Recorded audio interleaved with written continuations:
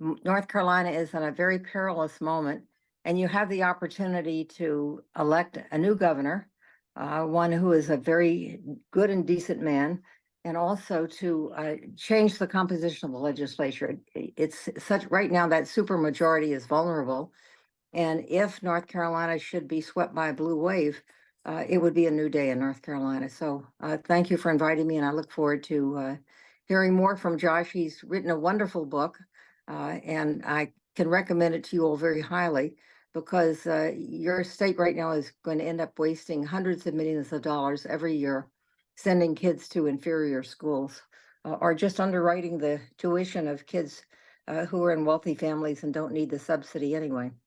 Josh, if you haven't already, would you please talk about your own personal experience as a voucher researcher and how you came to have changed your mind about the value of vouchers? Yeah, thanks.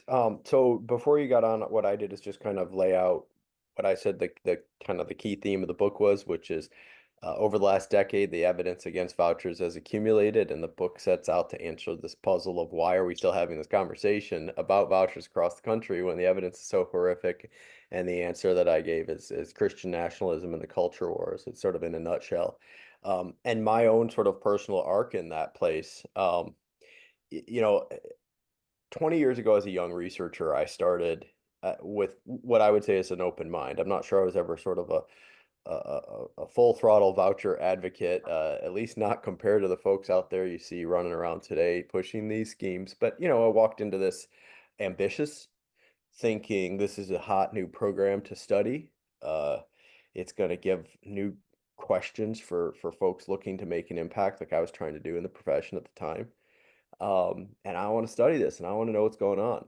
And, within the boundaries of what social science would require for us to do and what program evaluators who are trained in that world of sort of asking what works, why, for whom, if it's not working, why not, asking those questions. And when I started 20 plus years ago asking those questions and trying to come in with an open mind, the evidence for vouchers could credibly have said to be mixed. I mean, there were some encouraging signs at certain small scale program places, and I talk in the book about where some of those came from now and things like that. But they were mixed. But over the last decade, we've seen just some of the worst results we've ever seen on any question in the history of education research coming out of voucher schemes. On top of that, as you mentioned, Diane, we know, and we've known actually since 2007, that when vouchers scale up, they fund primarily families who are already in private schools. 70% seems to be the number that holds up in roughly every state. I'm not sure exactly, by the way, what it is in North Carolina, in part because, as far as I know, that number has not been released in North Carolina, um, which is odd because North Carolina has sort of the best, most generally transparent data system on students in the country, otherwise, outside of vouchers. Um, but I wish I could tell you that kind of I had this thing figured out years and years ago, like many of the folks in the room probably did. Like some of the folks Diane and I work and speak closely with sort of have always been opposed to these things. But that's not my story. I mean, my story was I walked into this with kind of an open mind. And it was actually the devastating impact on academics that about 7 or 8 years ago started to make me think, wait a minute, this is bad news. Why are we still having this conversation? And then over the last 2, 3 years, as this kind of culture war moment, why are we having conversations about book bans? Why are we having conversations about having to defend all over again LGBTQ families and communities in public schools? Why are we having conversations? The Florida governor, after signing the nation's first most comprehensive, most expensive voucher scheme last year, openly defending a public school curriculum, saying that slavery had economic benefits for enslaved people. Like what? We're in that moment again, and I think vouchers have succeeded in spreading, not in helping kids and families, but in spreading because we are in that culture war moment. Well, I think that's unusually interesting, Josh, because I really am very grateful that you're part of this discussion and that you have this deep background in voucher research. I have to say that I have always been against vouchers with a brief exception. I mean, there was a point many years ago when I wrote an article saying if we could have vouchers only for Catholic schools, that would be great. But the truth is, you can't have vouchers only for Catholic schools. And my fundamental opposition to vouchers is that I believe in the separation of church and state. And I think it's very clear that the people who wrote the Constitution and our founding documents were also wanted separation of church and state. They thought that separation would protect not only the state, but would also protect the church. The church should be wary of government giving it mandates and orders, and which will eventually happen, but not now. But the thing that I felt very strongly about was that I don't want to pay for anyone's religious education. And I don't think any other taxpayer should. These are private choices. And I'm not opposed to choice. I'm opposed to taxpayers paying for choice because that defunds the public schools. That's fairly clear by now. But Josh, if you were to, without making guesses about other people's motivations, why do you think that that other voucher researchers have been silent about what you have found? You say that the evidence is now overwhelming, and yet they continue to advocate and pump out claims, arguments, and studies saying that this is not true. Now, why are there not 50 Josh Cowens or 3 Josh Cowens or 2 Josh Cowens? You know, um, well, first, I think there are. I think what I have had to say, without both speculating on others' motives, but also without sort of, betraying confidences. I think what I have to say represents a fairly broad consensus view in the education research community of folks who know the data on this stuff. And you are starting to see Brookings, some authors working with the Brookings Institution in particular, coming out and being pretty direct in what vouchers are doing in Arizona, mostly funding wealthy schools. We've seen a great piece from Doug Harris, who's a colleague of mine, looking at Doug has done some charter research down in Tulane, coming out fairly forcefully, explaining why vouchers at least aren't working in theory.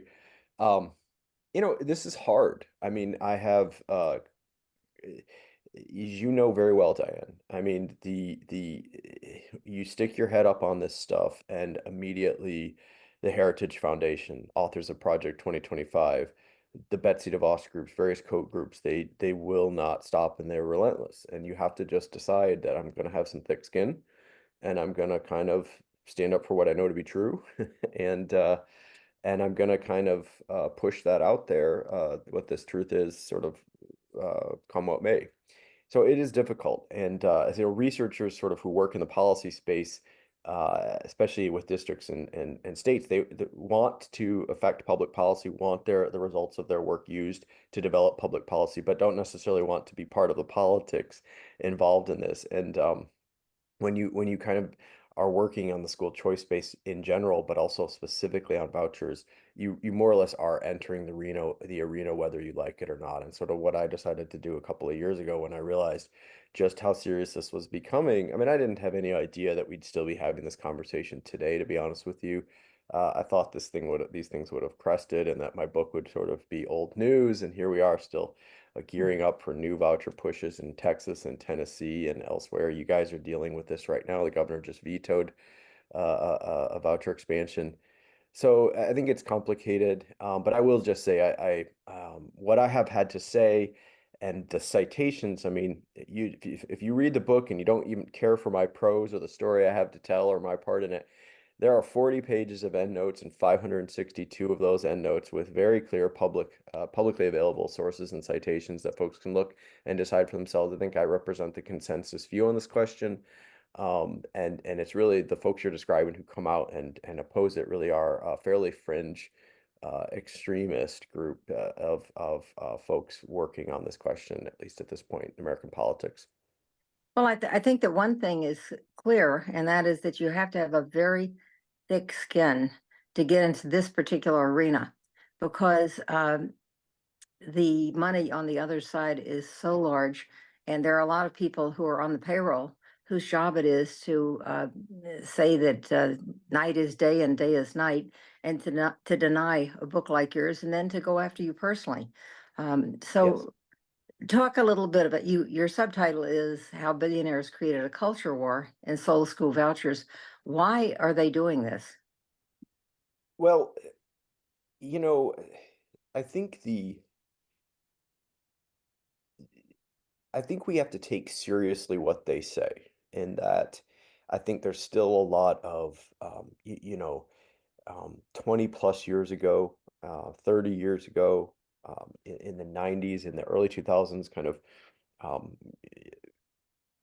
I think there was vouchers were part of a, as you know, and I'd love to hear your thoughts on, but it sort of a conservative effort to kind of use the market to across the field of public policy to to create policy schemes to try to kind of do things. They believed that if you just used the market to it would solve everybody's problems, and that included on on the education and the academic front. But as we know, as I talk about in the book, as other scholars have written much more extensively, Nancy McLean and Steve Stewart and others have written. You've written some pieces on this vouchers history in the pushback to Brown versus Board. I see today's moment and today's voucher push as really calling back to an earlier and a darker period of American education history that wasn't necessarily on the front burner 30 years ago or 20 years ago when I started. It was much more. This is the era of No Child Left Behind when the first DC voucher bill was passed. It was a lot of transparency, a lot of accountability, a lot of using tests to evaluate public schools, but they understood that private schools using vouchers needed to be evaluated the same way if they were going to walk that walk. That is not the case anymore. And listen, Betsy DeVos has made it very clear in public statements for years that she sees school choice as advancing God's kingdom on earth, that she laments the what she sees as the erosion of churches as the centers of public communities in America being replaced by public schools as centers of communities. She wants to reverse that trend. Um, in an exit column for USA Today that I quoted in the book, she said the end goal here is a Supreme Court order making vouchers mandatory in every state as an expression of religious freedom. So I think we take all that very seriously, just like we did take seriously, or folks did take seriously when they said we're going to roll back Roe versus Wade. 3 days before doing that in June of 2022, the same six right-wing justices that rolled back Roe versus Wade actually expanded the rights of voucher schools, believe it or not, in a case called Carson v. Macon, to take public dollars through vouchers to fund religious education per se. Up until then, there had been some ambiguity about whether private religious schools could use those dollars specifically for religious instruction, even though they could certainly it had been settled that they could take the money. So this is the world we're in. Now, I will say DeVos gets a lot of attention. I would give her a lot of attention in the book, but the other big player in this space are the many, many, many different groups associated with Charles Koch and the Koch network. Koch folks are not Christian nationalists. They don't spend a lot of time running around worried about who goes into what bathroom or locker room in public schools and book bans and all that business. But they see public schools as government, as the biggest local government around, and they're anti-government, and they see public schools as kind of regulating, in their view, individual behavior. All of that just sort of is the public school version of their view of oil and gas regulations and environmental protections. So it's sort of just translated into the education space. But I will say, just in practical terms, you hear a lot of sort of posing and intellectual posturing on the right about vouchers and about regulation and things. At the end of the day, a lot of stuff comes down to really practical things. Funding kids who are already in private schools, as we already talked about, but also the through line that connects the Christian nationalism of a Betsy DeVos type with the education industry of a Charles Koch type is deep hostility to labor unions. So it sounds like a pretty practical thing to say, but at the end of the day, that is opposition to labor, opposition to working families, organizing into teachers unions in particular are things that really connect that Christian nationalism with that kind of libertarian education industry into this conversation together. So I'd like you to talk a bit about the changing goalposts in the voucher movement, because I recall that when I first began hearing advocacy for vouchers, and that was in the early 1990s, the battle cry at that time is we need to save poor kids who are being harmed by bad public schools. And it was turned into almost as though they were targeting this at liberal or progressive audiences. If you're concerned about poor Black and brown kids, you'll be on our side because they are being harmed by their schools. So a lot of this had to do with test scores, and the evidence was test scores. And the goalposts seem to have changed now. It seems that more and more states that adopt vouchers are eliminating all accountability. Could you reflect a bit on that? Yeah, absolutely. So the goalposts have changed. And as I said, you know, 20 years ago, 30 years ago, these folks were convinced that vouchers were going to work.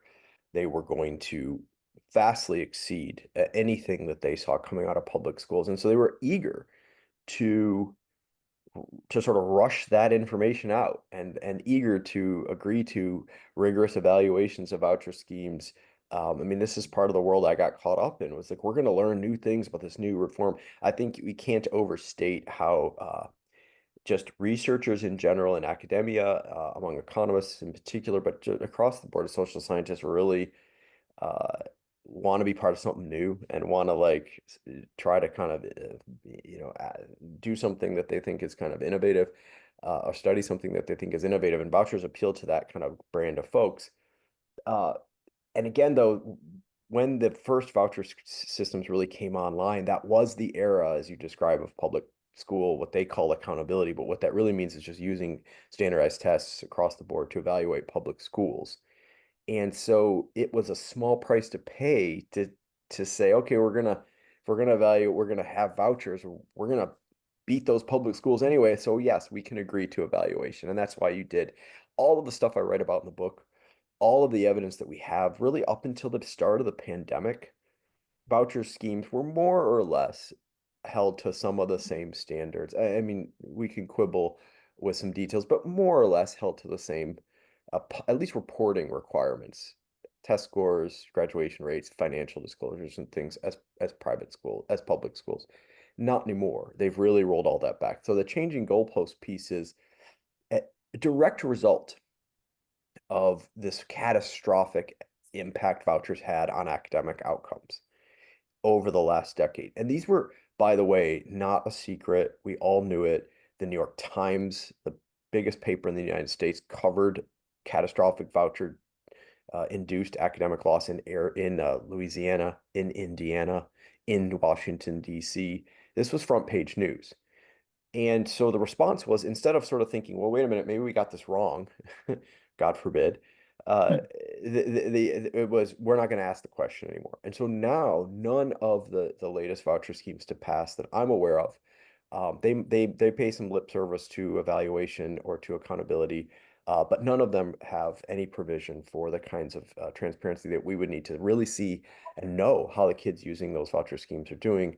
And it's going to be a real problem, because much of what we have known over the last decade is just not going to be possible to keep asking moving forward unless something changes in the legislation that has created these things.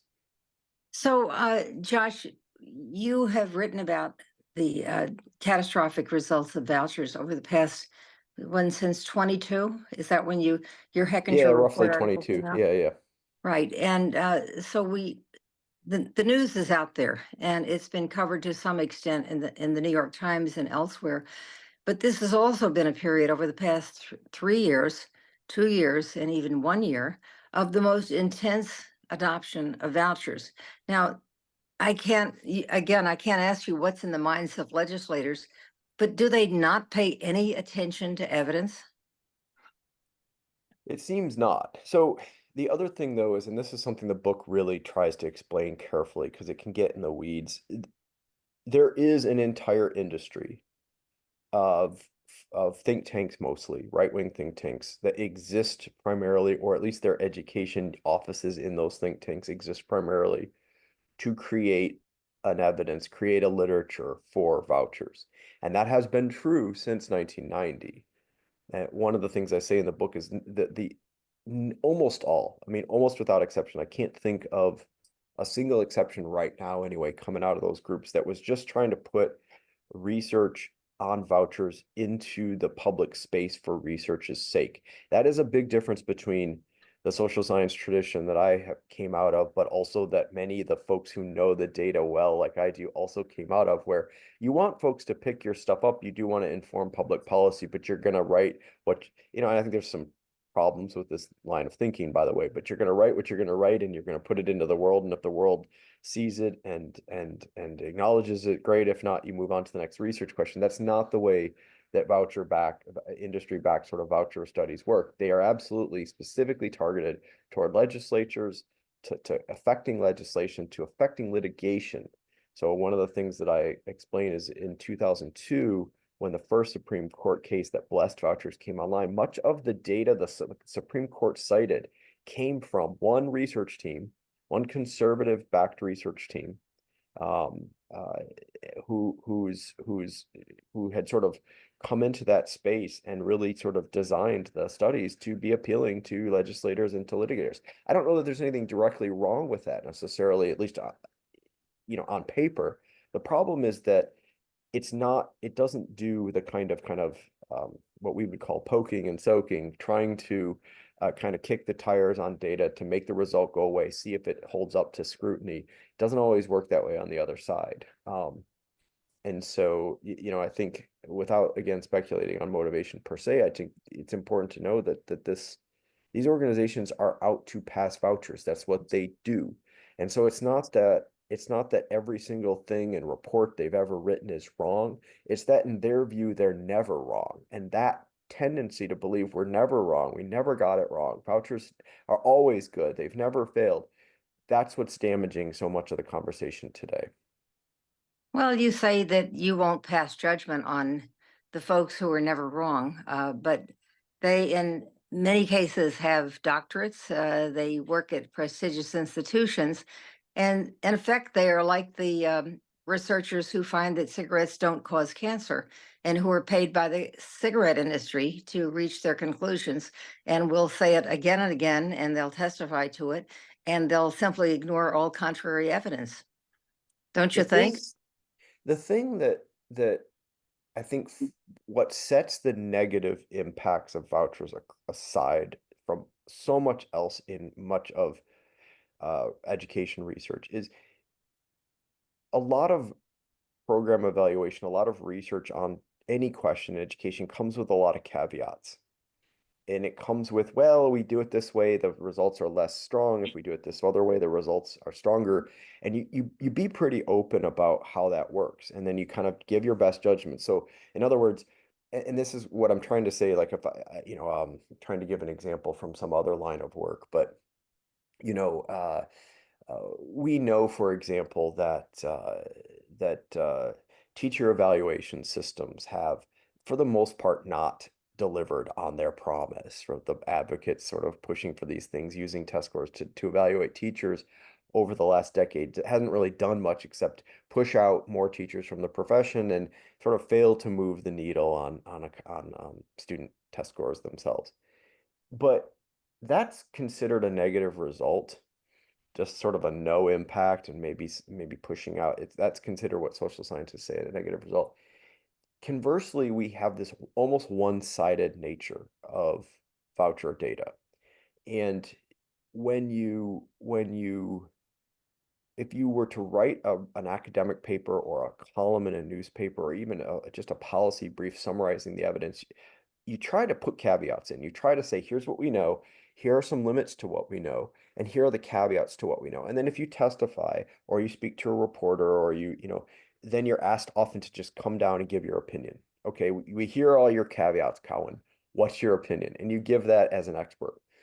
The thing about the voucher data, and I think some of those folks are doing that, but the thing about the voucher data is that it's so one-sided at this point that it's very difficult to deny that unless you really are sort of an ideological warrior, or the phrase I use in the book, quoting from Jane Mayer, the investigative reporter, is a soldier scholar, someone who is a firm ideologue pushing for these things, and really kind of just ignoring the contrary evidence that's actually stacking up overwhelming. It's a really unfortunate situation. I can't think of another uh, area in education research, at least, where something like this is going on right now. And it's been, it's been apart from all the other damage that vouchers are doing, just from a professional standpoint, I think it's a really big problem for research moving forward.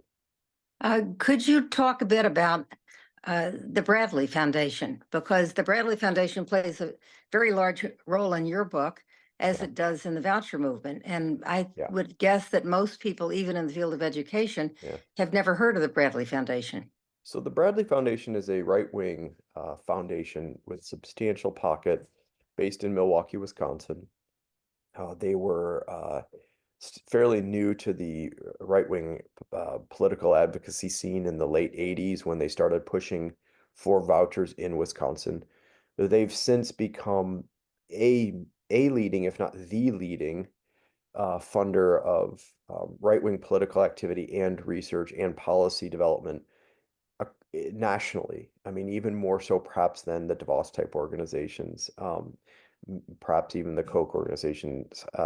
Other writers, Jane Mayer, I named, Ann Nelson, Catherine Stewart. Other writers have explored this role. Nancy McLean, the role of the Bradley Foundation to some extent. What I do in the book is focus specifically on their role on vouchers. They also fund anti-climate change research, anti-climate change activity. Bradley, in Jane Mayer's investigative reporting for the New Yorker, is also a big player in the election denial movement. Um, uh, so given substantial new dollars, I quote this in the book too, to Stephen Miller, Trump's anti-immigration czar. He's got a legal entity called America First Foundation.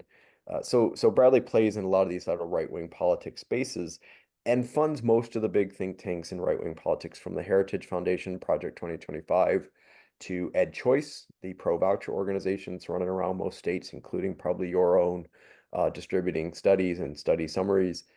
So Bradley is one of the ties that binds here across the board. They also fund most of the litigation. So I discussed this in the book, but Bradley was a big backer of a group called the Institute for Justice, which was originally seeded with $3 million in funding directly from Charles Koch, founded by a former employee of Clarence Thomas's, if you can believe that. And IJ and Bradley backed work kind of took most of the cases in the 1990s up to the federal courts to get their first federal voucher win. At the same time, kind of giving substantial funding to most of the pro voucher research in this country, including the studies that I was a part of from 2020, from 2002 or so to 2010. And so that, and I will say, and I say this in the book, I never had any personal encounters with the Bradley Foundation. It just, you knew about them because they were sort of cited in the work that the principal investigators leading our research were acknowledging. But then when I started to kind of look into this and sort of do some examining of my own role in all this, it's like, wait a minute, this organization has been doing a lot of really, in my view, harm in American politics. And look at their funding some of this work. They also have a big imprint in some of the elite institutions of higher learning in this country, funding what they call Bradley Scholars programs, Bradley Fellow programs, trying to create, in the words of a former affiliate, a counterintelligentsia in American higher education to kind of offset what they view as liberal bias. So a lot of this comes down to some of these other conversations you're hearing about right now, attacks on higher ed and so on and so forth. And Bradley is neck deep in all of it. So, Josh, do you ever get invited to testify before legislatures that are considering the expansion of vouchers or just the initiation of vouchers? Yeah, I have quite a bit over the last couple of years. Probably a little less so today, actually, as my take on these things has become more prominent, and I think folks know sort of where I come down on this. But when I first started speaking out on these things in 2022, especially, Nebraska, Kansas, Texas, can't even think of how many right now. Quite a number of legislatures, yeah. Yeah, it's interesting to follow the career trajectory of some of the folks involved in this. You mentioned the Institute for Justice, and I saw recently that its founder, Clint Bolick, is now a justice judge on the Supreme Court in Arizona, He's getting where recalled right now, or he's up for re-election reinstatement. There's a special phrase down in Arizona. I don't want to mangle the official term, but basically his name is on the ballot for another term in Arizona. And he famously was the big key backer of the court's ruling to try to keep severe anti-abortion, anti-reproductive rights laws in place in Arizona. So Bullock is very much wrapped up right now. One of the main reasons vouchers have exploded in Arizona is Clint Bullock's work. Bullock was a big backer of vouchers, organizer on behalf of vouchers in Milwaukee and in Cleveland through this Institute for Justice, and now is, yes, emerged as a very strong anti-reproductive freedom stalwart out in Arizona, where he did so much to bring vouchers to that state. so one of the things that comes through a theme in your book, and I go back to the subtitle, is the big money. Yeah. And it's inescapable that if we were to have a public policy discussion about vouchers and about the future of public schools, uh, it probably would be over by now, because every time vouchers have been on the ballot, let's say as a state referendum, they're overwhelmingly defeated. Yes. I'm sure Betsy DeVos got a voucher state referendum in the year 2000, and it went down in flames. And Yes. there have been altogether probably almost 24 state referenda on vouchers, and they have never passed. Yes. But it doesn't seem to matter. The last state referendum was in Arizona, and I recall SOS Arizona organized and got the necessary number of signatures for the referendum. They were up against the Koch brothers machine, which fought them in court and tried to keep that referendum from going to a vote. And somehow they managed to survive, and the referendum went to a vote. And I think it was 2/3 of the voters said, we don't want an expansion of vouchers. And guess what? The referendum didn't make any difference. The state went ahead and expanded vouchers. But the same was true in Florida, where vouchers went down in a vote. I think it was in 2012. And then in Utah, they also went down. I mean, there's not a state where vouchers have been approved by the public, but the legislature is still all in for them. So there is this kind of fundamental problem, which is that the whole discussion is being bought by Well, the billionaires. yeah, and I want to just sort of echo that, because I get asked a lot, and I'm sure you do as well, when you speak to groups. And one of the things I get asked a lot about is sort of, what do we do? What comes next? How do you kind of push back against this? And I would just sort of say, I really do. It may seem too idealistic or something, but uh, the evidence is very clear that ordinary voters, don't like these things. Um, Democracy has really shown that when, political scientists will say ballot initiatives are what they call direct democracy. You get an up or down vote on a particular piece of legislation or a constitutional amendment, and vouchers have face planted. And it hasn't even been close. It's not just that vouchers have never survived a direct vote in the states, although that's true. They've been overwhelmingly defeated. And I will just sort of say, with something of a nod, in a strange way, to bipartisanship, or at least bipartisanship from the old days. It's in many of the states, Texas and Tennessee in particular, right now, just in today's conversation, it was rural Republicans who kind of held the line against vouchers for the longest time. And that dark, deep money you're talking about, where it was targeted, listen, they weren't going into progressive communities for the most part, targeting Democrats. They were targeting rural Republicans. Betsy DeVos's organization in 2022 ousted 8 anti-voucher Republicans in the state of Iowa in Republican primaries in August of 2022. And it was those getting rid of those 8 Republicans, including the Republican chair of the House Education Committee in Iowa, that eked the voucher bill through that state. That it's not just even that vouchers have never gotten through a statewide ballot. These votes are very close for the most part in many of these states, or require super majorities as they have in North Carolina or a place like um, Tennessee to kind of even get something resembling a voucher bill through. Um, the upside of all of that is that folks do oppose these bills. That's a better place to be in for the anti-voucher, pro-public ed side than if vast majorities of people were clamoring for these voucher schemes. They're not. Most people don't want these things, and the evidence is very clear on this. You do see some survey polling, depending on how the questions are framed. If these things are called something other than vouchers, like education savings accounts, and you see the polling does indicate some favorability in communities that have been historically, let down by some public schools. Communities of color, for example, lower income families, have do say they have more favorable opinions about a variety of education reforms. But the good news there is that when sort of the evidence is put in front of different survey respondents, they tend to sort of say, wait a minute, this sounds terrible. No. I call vouchers the education equivalent of predatory lending because of the evidence behind them that they really hurt kids and families, and because of how these things are marketed as solutions to longstanding real problems of educational inequality in our country.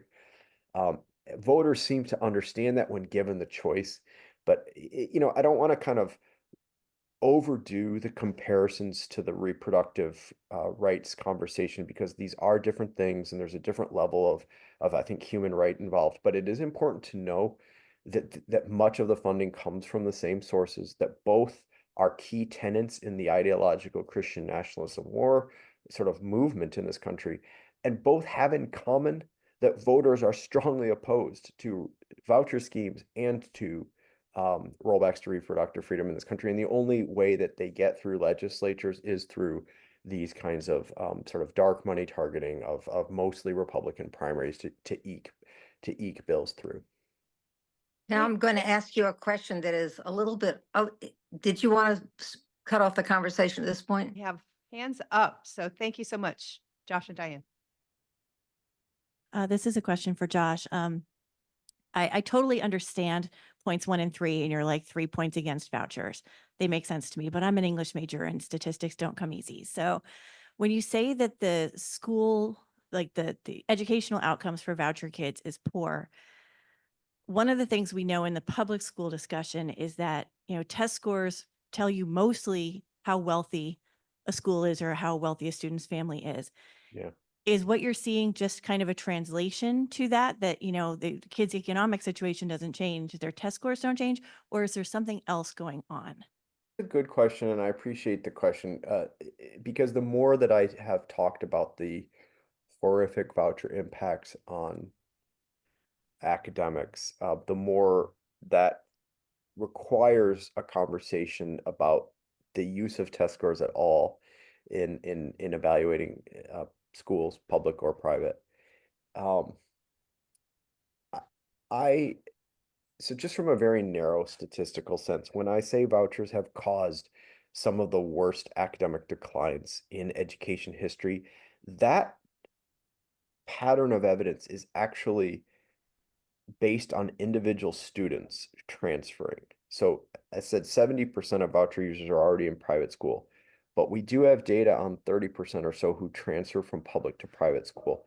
So those declines are actually by child, meaning that in reasonably high quality research studies, you're netting out all of those kind of income-based uh, correlations and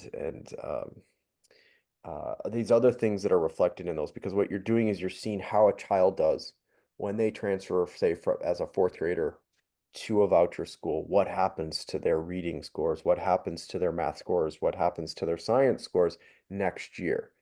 Um, it's not the same exercise, although it often gets described as the same exercise, as just comparing two schools by their average test scores, which absolutely do reflect income, race, all these other things, sort of historical patterns of just where people are living and enrolling. In the case of the voucher data, you're asking a very specific question. What happens when little Josh transfers from his public school to a private school down the street? And the answer is a severe declines on the same exam next year. That's a real problem. Now, the other thing I'll just sort of say as a blanket statement, when I talk about using test scores to evaluate voucher schemes, the other side comes back and says, well, parents are happier and they like civic engagement. You know, they have all these other goalposts that Diane mentioned. For the most part right now, maybe down the line when the voucher push has receded a little and I'm trying to kind of still be have a place in the public conversation about public schools, I will sort of wade more heavily into the test score debate. But right now, my point's been very narrow, and that is setting aside the very real concerns that we all have about evaluating public schools with test scores. My point is that as long as public schools are evaluated with test scores, it's both fair and necessary to judge voucher schools funded by taxpayer dollars on the same metrics that public schools are being used to be held so-called accountable. So until public schools are not evaluated with test scores, I'm going to keep talking about how horrific voucher schools do on test scores. And that's just because I think they should be held to the same standards, whatever those standards are. Is for Josh. I'm a product of the Baltimore County Public Schools, and I argued against vouchers when I was a teenager in the 90s. So I remember that very well. I have 2 kids in Wake County Public Schools, and I work on legislative advocacy for my kids' high school PTA. Great. And I'm curious about a phenomenon that I see with my colleagues and friends, which is that some of them send their kids to very elite private schools for different reasons, that I don't necessarily agree with, but that's another story. But many of those schools don't accept voucher money. Many of them more kind of Yes. elite or highly performing ones. And I mean, there's an obvious economic answer there, but these are also folks that would otherwise frame themselves as progressives. So I'm just curious as to what you find when you look at those schools in particular. And thank you so much. Yeah, thanks for the question. I don't, it's certainly true that up until this point, uh, up until vouchers removed, states removed income caps, the vast majority of voucher schools were these subprime lender versions that I've described, which is actually why the academic results are so horrific, just as a sort of a technical point.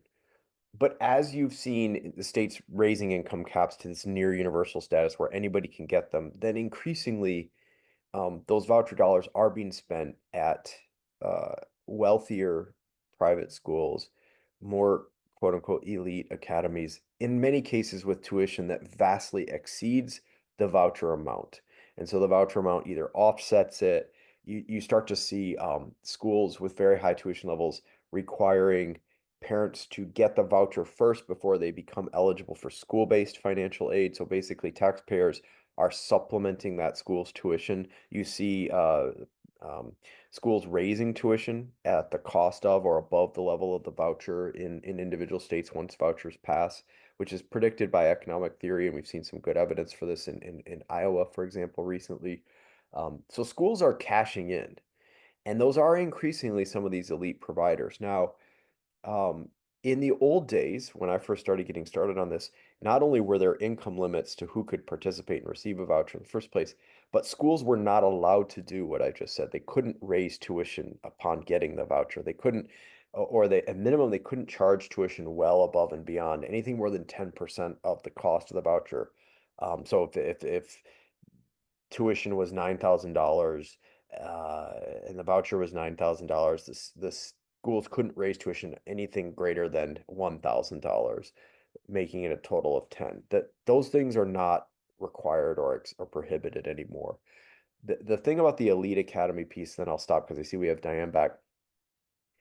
Remember with vouchers, and this is really, really important, whether we're talking about an elite academy or whether we're talking about a subprime private school, it is the school's choice. It's not school choice when it comes to vouchers. The schools do the picking. And that's a really important piece for both how these schemes perform, but also the issues of equity and equality that we all care so much about. The schools do the picking when it comes to vouchers. Diane, Hello, my name is Zixin Jiang. Hello, Diane. I'm Zixin Jiang. My major is educational innovation, technology, and entrepreneurship at UNC. So, how do you think policymakers promote and protect public resources for underrepresented groups? For example, they come from low-income family or like public goods. I think that Josh's book is very important for this reason, to understand that the people in the legislature, and North Carolina is a great example of that, are not acting out of a sense of what's best for low-income groups. They are reacting to the money flowing into their campaign funds and also to ideology. So in effect, what they've done, as have right-wing legislators in other states, is to do what their funders want to do. And if they looked at the evidence, they would fund their public schools more than adequately. Josh says this in the closing lines of his book, which is when people ask him, what should we be doing? We should be having smaller class sizes. We should have better paid teachers. Schools should have the resources they need to provide the very best education to kids, regardless of their economic status. But instead of funding our public schools, large amounts of money are being diverted in North Carolina and Arizona and Ohio and Florida and in many other states to pay for the tuition or to subsidize the tuition of rich kids. This is not good public policy. It is vicious public policy. Hi, my name's Alexandra Wren. I'm a student teacher in Durham Public Schools. This question's for Josh. I've read a lot of your research. I was wondering if you could speak to the effects of or on student achievement for public school students who remain in the public school Yeah. system when vouchers come in. I mean, due to the lack of funding, but then also just kids leaving. And I want to answer sort of by tying back to this really eloquent statement Diane just made about sort of vouchers and the whole movement behind it being vicious public policy. I think that's a great way to say it, and I hope you don't mind, Diane, if I borrow that at some point, because here's my answer. So if you just look at the data, and there are a handful of by any sort of social science standard, reasonably well done studies, just a handful, but there are a few that would say, well, listen, if you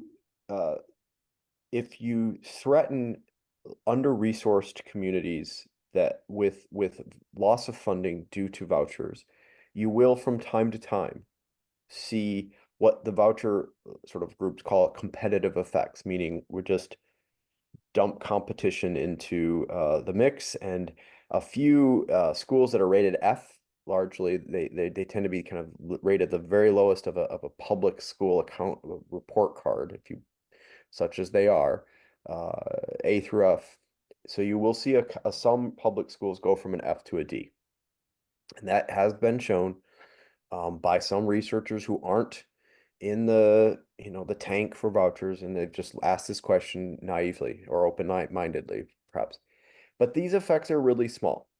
There's something like taking a kid from the 50th percentile to the 50.2 percentile with a 10% increase in voucher funding threats. To put that's about 10 times smaller than simply sending 10% more direct funding to those public schools, which doesn't get talked about when the voucher lobby runs around showing these studies off. So even by the cleanest metric that these folks have, directly funding public schools has a much bigger payoff. And the evidence shows that very carefully. The other thing to say is at some point, so the other side has taken this phrase of morality and what's right and what's wrong, and they've sort of taken it away from progressives, in my view. And so what, as Diane said, and this is why I'm so taken with this phrase, vicious public policy, I think it is important to talk not just about the evidence, as I've tried to bring more of to this public conversation. I think it's important to talk about what's right and what's wrong. And so in a world where, okay, there are these tiny impacts, these competitive effects from time to time, they're only located, by the way, in the most historically marginalized and underfunded communities in the first place.